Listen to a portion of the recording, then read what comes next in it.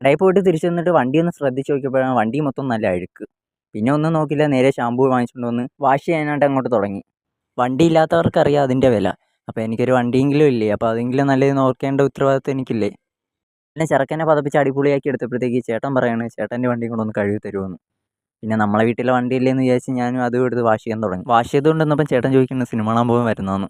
ഞാൻ ഏത് സിനിമയെന്ന് പോലും ചോദിക്കാതെ അപ്പോഴേ ഓക്കെ പറഞ്ഞു. കേട്ട പാടെ പോയി റെഡിയാവാൻ തുടങ്ങി. അപ്പോഴത്തേക്ക് ചേട്ടൻ്റെ കൂട്ടുകാരന്മാരും എല്ലാവരും വന്ന് നമ്മൾ നേരെ വണ്ടി എടുത്തുകൊണ്ട് പോകാൻ പോയി.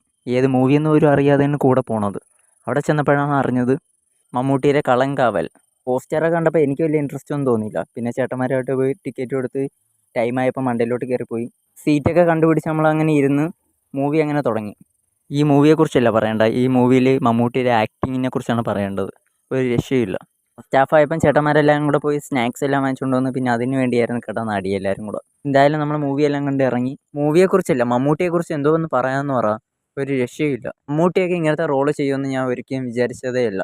എന്തായാലും നമ്മൾ സിനിമയൊക്കെ കണ്ട് ഇറങ്ങി. ബജിക്കട കണ്ടപ്പോൾ നമ്മളൊരു ചേട്ടൻ കയറി അക്രമം അഴിച്ചു വിട്ടു. പിന്നെ ആ അണ്ണനെങ്ങനെ സമാധാനിപ്പിച്ച് നമ്മൾ വിളിച്ചുകൊണ്ട് പോവുകയാണ് ഗൈസ്. അടുത്ത വീഡിയോ കാണുന്നവരെ ബൈ.